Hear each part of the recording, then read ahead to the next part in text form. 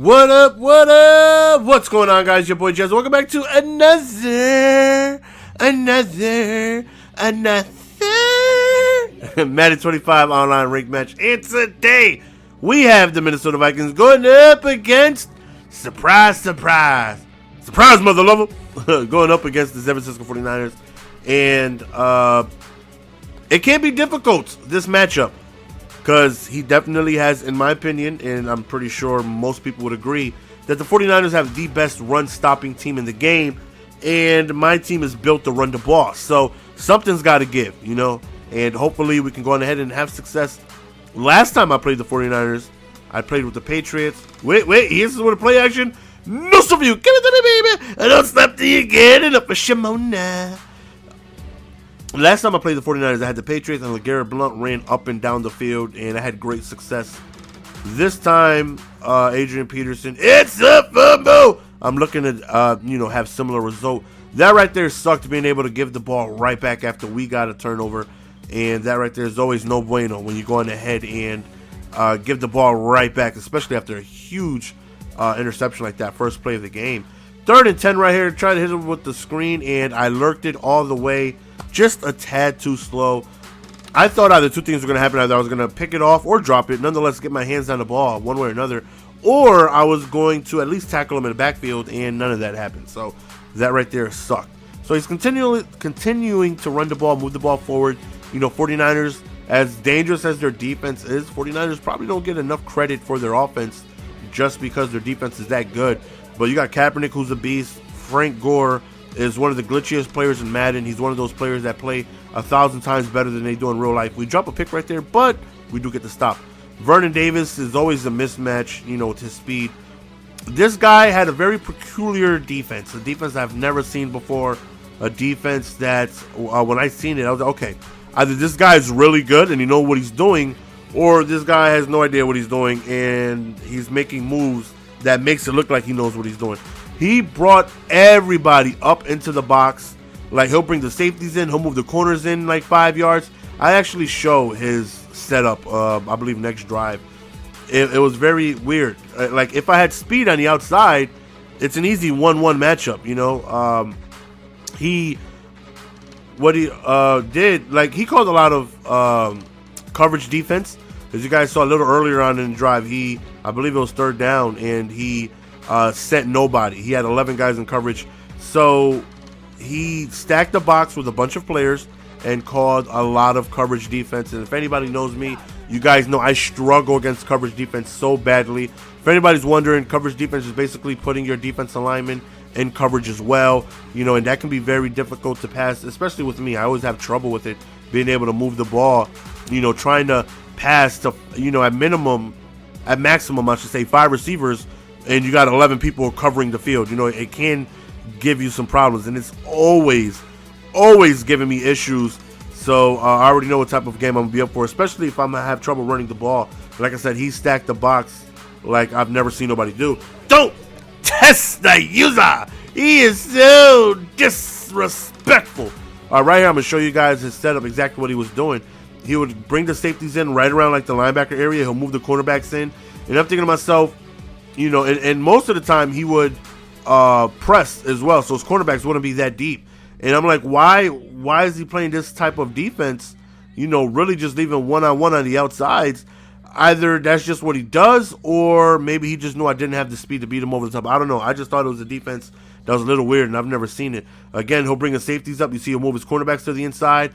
And, if I had speed on the outside, that's an easy one-on-one matchup. Even though his safeties are in deep blues, they wouldn't have the speed to back up, and catch, the receiver. So it's just a defense I've never seen before, and, something I got to adjust to. But it did stop the run a ton. I had a tough time being able to find holes, being able to hit the outside, because he was stacking the box so heavily, and it really made it difficult for me to run the ball. Right here, you see more coverage defense, only running one, and we end up finding Peterson on the outside.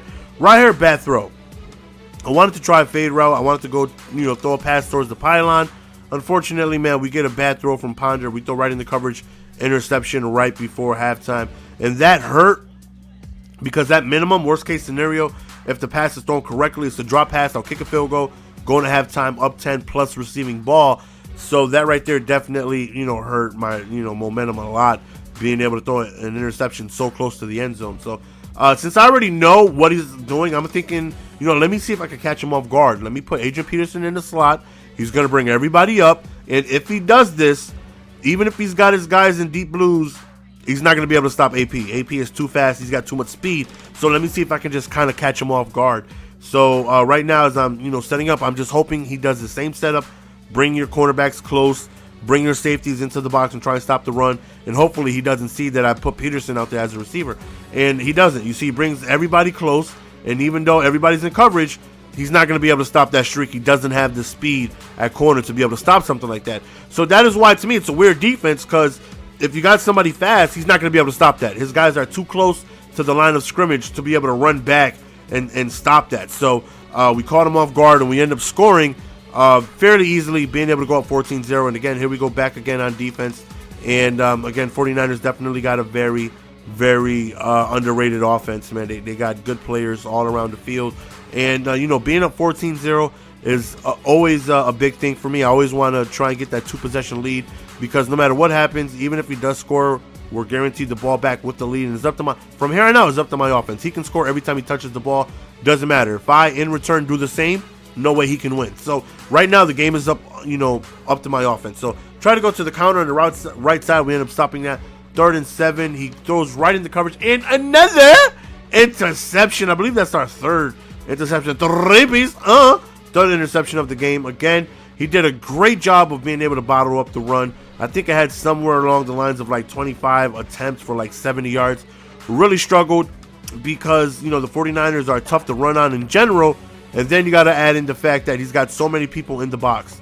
Here we go, trying to pick up the first down, continue to drive again. More coverage defense, only sending one quick inside precision pass, and we end up picking up the first down. And I was really surprised at how well I did against his coverage defense, because if anybody knows me, I struggle horribly, and we actually did pretty well every time we decided to drop back.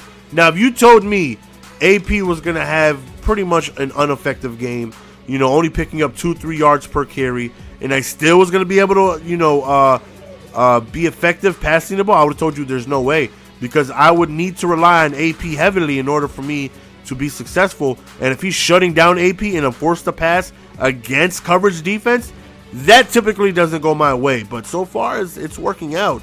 He stopped us on QB sneak. He came on field goal block, but he was offsides. So, of course, we go on ahead and accept that. We pick up the first down, where we do eventually end up scoring on this drive.